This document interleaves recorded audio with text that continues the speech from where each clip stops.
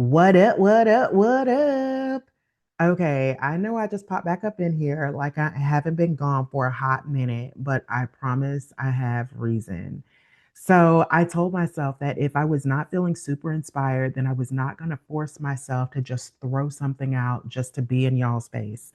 And honestly, I just wasn't feeling it with the long content for a while as my business has been growing, a lot of rebranding and restructuring has been going on, and I'm doing it all myself. And so, anyway, I felt like my talents were best used elsewhere, but I'm here and I have a little story to share with you all.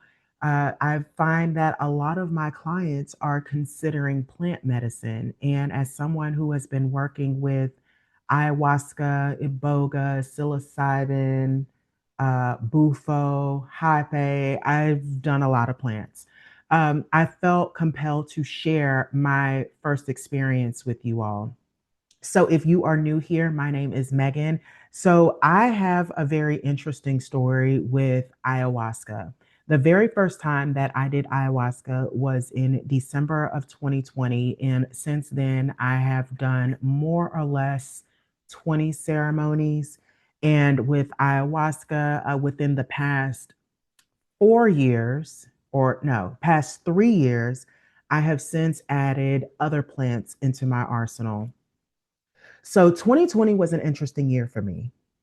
Now, obviously, we had COVID that was happening, but in February of 2020, I had finally ended a relationship with a narcissist that had been breadcrumbing me for almost a year. I mean, it was extremely brutal to my overall well-being, to be real with you. Um, but I had just ended a relationship with a narcissist that had been breadcrumbing me for almost a year. And I started having a reaction to a medication that I was on to control Crohn's disease. Now, I want to make this very clear. When this initially started happening, I did not know it was a reaction to Crohn's disease. I started out with like this little cluster of bumps in the middle of my hand, and then that was there for like maybe a month, and then it started spreading, towards the base of my hand, and then over the duration of a month or so, all of my hands were completely covered in these bumps, and then my feet as well. I do have pictures of this. I have gone back and forth about if I'm going to add them to this video or not. Obviously, it's incredibly vulnerable, but I don't know. We'll see. I haven't decided yet. We'll see. If you see them on there, then you know I decided to hell with it. We're gonna put it all out there. So anyway, I started with the cluster of bumps on my hands, and then it spread to my feet, and I had it throughout my torso, and then my hair started falling out. Now at this point, so that started in February of 2020, and it kept going until about March. At this point, I had only seen a dermatologist, and the dermatologist was telling me it was syphilis, which is diabolical to even think about at this point because I wasn't even sexually active. And maybe you don't have to have sex to get syphilis. I don't know. I only knew it as an STD, and I'm like, girl, I'm not even having sex. So you're going to have to come again with this. But anyway, they continued to treat me for syphilis, completely not listening to me. And of course, the bumps didn't start clearing up, like nothing. In fact, it got worse. So after seeing the dermatologist, I went and saw 4 or 5 other dermatologists. And at this point, it's now no longer March. We're entering into maybe the end of April, beginning of May, and now I'm experiencing back pain and it's getting hard to breathe. And so not the first dermatologist I went to that told me that it might be syphilis. A different one said that she was the one that started trying to connect the dots. They still couldn't figure out what was wrong with me, but she was the one that said, I believe all of this is connected. I believe your back pain and the rash is connected because they're all coming at once. And I'm like, okay, that's an interesting observation. So After that, they still couldn't figure out what was wrong. I went on to see a neurologist, a gastroenterologist. I went on to see a bunch of different specialists, and no one knew why the skin was falling off of my body. So now at this point, the bumps that had grown on my hands were starting to peel away, and I no longer had any skin on my hands and feet. I was developing cystic acne on my face, and that was starting to peel away. I had to have my hands and feet covered in bandages all of the time because there was no skin there. So anything just would cause, it was like a very thin little film. And I mean, at one time I was holding the remote, I was trying to let my hands breathe from the bandages. And I held the remote to the TV, and the end of the remote, like, sliced it open, you know? So I didn't have any skin. And at this point, I didn't have any hair either. Everything, my body was pretty much just breaking down. And the doctors could not figure out what was wrong with me. And it ultimately told me, you know what? We don't know what to do. So we can only give you medication to get comfortable. This was in June. This was in June of 2020. So I first noticed the bumps in February. I had been seeing doctors, experiencing all of these symptoms. And now in June, the doctors are like, basically, you're dying, and all we can do is give you medication to keep you comfortable, but we can't do anything else. Now, you all, I was waking up every day in pain. At this point, I could no longer walk. I couldn't do anything. I couldn't take my daughter to school. My mother, I was living in Miami at the time, and my mother had to fly down to take care of me. My body was essentially just breaking down, and there was no rhyme or reason why. This went on over and over again. So, well, let me back up. So, me losing the skin on my hands and feet became a cyclical thing. So, it was the cycle of I would develop these bumps, these little papules all over my hands. They would harden. And when they hardened, they would fall off and take my skin with it. Then I would have fresh skin that would come in, would grow back, come in, and then as soon as the fresh skin looked normal, the bumps would start growing again. And then they would harden, and then they would rip away my skin. And then the fresh skin would grow back, and then the bumps will come too. And that cycle just kept going and going and going for months. It started in February, and then it was in November of 2020, a shaman. I had been on his mailing list for years and had just been kind of ignoring the emails. Sends an email that he's hosting an all Black ceremony in the wake of George Floyd, where he's like, I'm hosting a ceremony. I want to help heal the Black community. Now, up until this point, I didn't do drugs. I didn't know nothing about psychedelics. I didn't know any of that. Never had even heard of ayahuasca. It just wasn't a thing for me. And the email was very ambiguous. It was like, come get the healing or something. It was something about healing. And I was in so much pain. I was on this medication to try to keep me calm. I was basically waiting to die, and I had been sick for almost a year, and the doctors had given up on me. You know, I was doing my own research, and it just was never enough. And so I got this email, and I thought, well, you know what? Shit, I don't have anything else to lose. So I signed up for the ceremony, and I had to fly from Miami to California, and then I drove up to Big Bear in the woods, and I didn't know what to expect. Okay, all I knew was that I couldn't walk at this point. I did not have any hair. I did not have any skin, and it appeared to be a medicine man that I was meeting in the mountains to that was going to make all of my problems go away. And that's what I thought was going to happen. Like I was not well versed in this world. So the first night I sat with ayahuasca, like I'm telling you, I did not know it was a psychedelic. I felt nothing. And it wasn't even just that I didn't feel anything. It was also that I am the strong one. You know, I am the friend that is there for everyone else, but not always there for myself. So there was a major part of me that was just completely detached from my emotions, like all of the things. So after the first night, I'm sitting in this circle with like maybe 25, 30 other people. And the next day, people are like crying and they're wanting to talk about their childhood and their feelings. And I'm just like, what the hell is going on? Like, I was so annoyed at how loud people were being and just the fact that everyone was crying because I'm not the person that cried at that point. And I just could not understand what I had gotten myself into. I did not feel anything the first night. I took the medicine and I just laid there all night. I never felt any side effects. I never saw any visuals. And I still did not know that ayahuasca was a psychedelic at this point. So I was just truly laying there, whatever, didn't get any sleep. And then the next day, as I'm watching everyone have these very cathartic and deeply emotional experiences, I was lost. So I'm like, you know what? Because it was a 3-day weekend where we did ayahuasca on Friday and Saturday night. And I was like, you know what?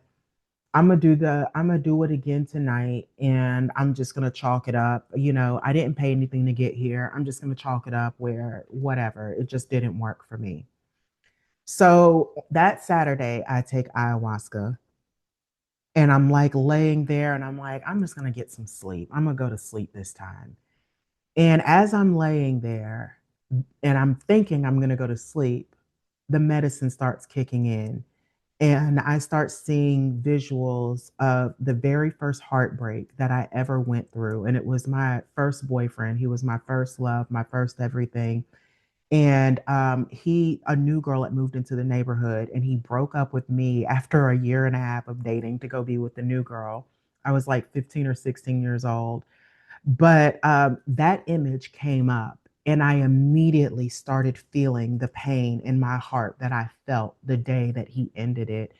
And one thing about these ayahuasca ceremonies is that you're not supposed to talk. These are everyone is going through their own experience. And so you're supposed to remain quiet the entire time. You're in your own little world. So when I initially saw that visual, I jumped up and I shouted, "Turn this shit off." Because I was freaked out. Like I was completely freaked out. I did not expect, like I told you, I had never done a psychedelic before. I like psychedelics just were not in my world. They weren't in my space. I didn't even smoke weed. So when I start seeing things from my childhood, it freaked me out. And I was like, we got to stop this. I legitimately thought I was dying. So after I jump up, all of the guardians come and they're trying to like calm me down. I'm begging them to give me something to make this stop because I'm like, I can't do this. I can't see this. I just can't. And they're telling me, like, Megan, you have to lean into the experience. And I am just fully convinced at this point that I am going to die in these mountains. And I keep asking them, what is this stuff? What did you give me? Like, I need all of these answers that I just don't have because one thing that the email said was not to do any research. It could ruin your experience. So of course, me being the good girl, I didn't do any research because I didn't want to ruin my experience. Now, maybe I should have at least, looked and saw what ayahuasca was, so I could have at least been prepared, to start seeing visuals. But that's neither here nor there. I didn't do it. Things played out the way it was supposed to. That night, I experienced death of an ego. Now, if you are not familiar with what death of an ego is, it is where every emotional bandage that you have ever had again on yourself against, or I guess within yourself, whatever, every emotional thing you have suppressed down to be okay instead of dealing with those feelings, those bandages are ripped off all at once. You're not dealing with one thing, you're dealing with several things all at once. So that night I had to deal with the suicide of my brother, the death of my grandparents, me being a sick child, me feeling like I was not wanted, me feeling misunderstood, me being bullied, me dealing with heartbreak. I had to deal with all of these things. Think of every single heartbreak or emotional letdown you have ever had up until that point, and it being ripped away and exposed, and life basically saying, here, deal with this now, instead of dealing with them one at a time like you had the chance to do in the past. Now you got to deal with it all at once. And so I was sitting there with ayahuasca, and the one thing that we don't realize is that we rely heavily on emotional suppression, because in Western world, I can't speak for any other part of the world, but I know, I mean, I've traveled quite a bit, but still, in Western world, there really isn't a lot of space for you to slow down and to feel. It's like one event happens after another, and you just kind of gotta suck it up and keep going. Well, when you're experiencing death of an ego, all those events that happen that you just had to suck up, now they're all happening at once. And so, what ayahuasca really does is it shows you that you have to feel, you have to release, because what she showed me that night was that everything that I was dealing with physically, my skin falling off, my hair falling out, all of these things was a compilation of the emotional suppression that I had from over the years. She was showing me that when you don't take time to deal with your emotions, they have to show up in some way, and they will show up through physical illness. So anyway, I struggled deeply that night. I spent hours upon hours with the guardians and them like convincing me that I wasn't dying and talking me off a ledge. And I thoroughly was beside myself. And then once I finally got to a place where I was calm, that was when, I don't want to say I was able to enjoy the experience, but I was able to be present for it. So after experiencing the death of an ego, that lasted, I mean, the time is like weird because there are no clocks. You don't really know how long it is, but I want to assume it was like maybe 3 or 4 hours. And then in the middle of the night, I finally went back to my bed, and I was laying there. And then ayahuasca took me into my mother's womb, and she started me in my mother's womb. And she was basically showing me how the emotions of my parents and the conversations that they had, how I had started to internalize a lot of those things before I was even born. Now, I know this sounds crazy. I know it sounds crazy, but for those that are in the plant medicine community, you know that there is no holds barred. Like, this universe has some things beyond our comprehension happening. Like, I called my mother the next day after having this wild night with ayahuasca, and I started naming names that were just coming to me. And my mother was shocked because a lot of the names that I had named were people that I played with, or I guess sat with, because we weren't really playing, when I was like still in a crib, when I was still in a car seat. Like, I wasn't even old enough to walk or talk or anything. And there was just no way I could have remembered these names. But ayahuasca was showing me these different experiences, and how, as minuscule as they may seem, as how unimportant they were, or we thought they were shaping who I eventually came to be. So, anyway, after that night, I was able to really put into perspective a lot of the feelings of being misunderstood growing up. I am a big personality, like, I'm mostly calm from my videos, but anyone who knows me in real life knows, like, I am the party, like, and I love being that girl. But sometimes I was just too big for the circles that I kept myself in, and the smaller I felt, it was like I gravitated towards people that would keep me small or that couldn't appreciate how big my personality was. And ayahuasca showed me how all of that started before I was even born. So, needless to say, I highly recommend the medicine. Oh, and to top it all off, because everyone speaks of their emotional experiences with healing and just like the awakening. And unless you have truly experienced like the emotional release, it's really hard to describe in a persuasive way for someone outside of the community. But I will tell you this: 1 month after sitting with ayahuasca that very first time, my skin grew back, my hair grew back, I was no longer in a wheelchair. I went back to work. It was as if nothing had ever happened. So, people speak on emotional healings all the time. I experienced a physical healing. I showed up to that ceremony completely wrapped in bandages and in a wheelchair. Like, can we let that sit for a moment? I had been sick like that for a year, for 1 whole year. And the doctors could not explain what was wrong with me. They were preparing for me to die. And honestly, my whole body hurt so bad. I was waking up in pain. I was waiting to die. I was over it. And ayahuasca gave me my life back after 1 weekend.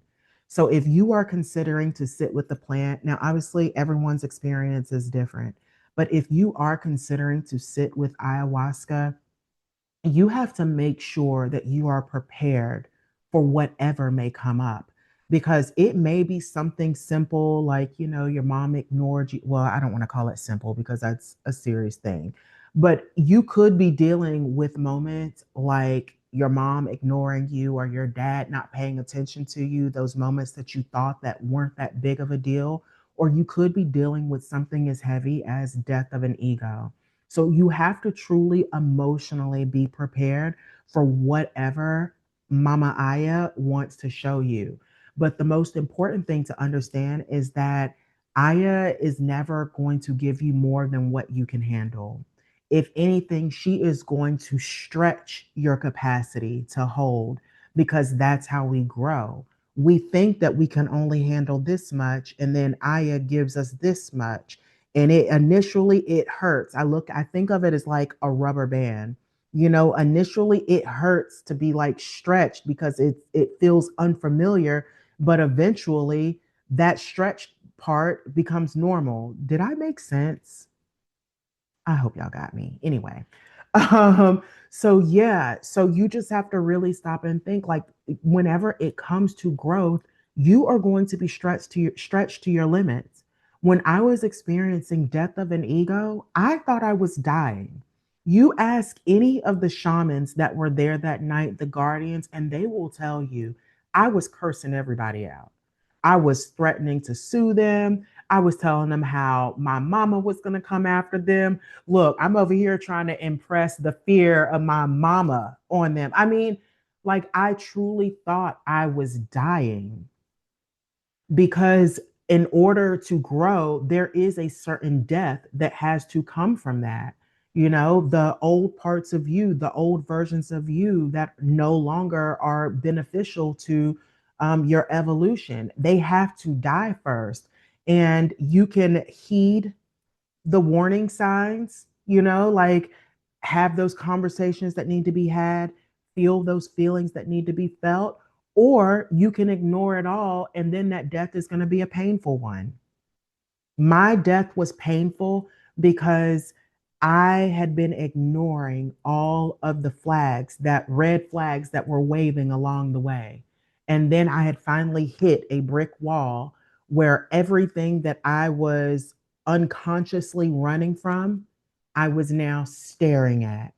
So, like I said, if you are considering ayahuasca, please do your due diligence. Please do your research. Make sure that you are with a trusted individual, because whatever comes up, you want to make sure that you have the adequate support to hold whatever that may be.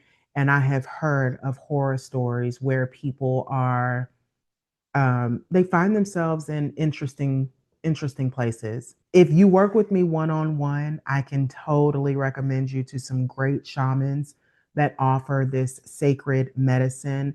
Otherwise, you'll have to find your own connections. So that was my first story on ayahuasca. Like I said, I have done over 20 journeys with a few other medicines. There's one time where I met God, and that's really interesting to say, considering I was an atheist up until that point.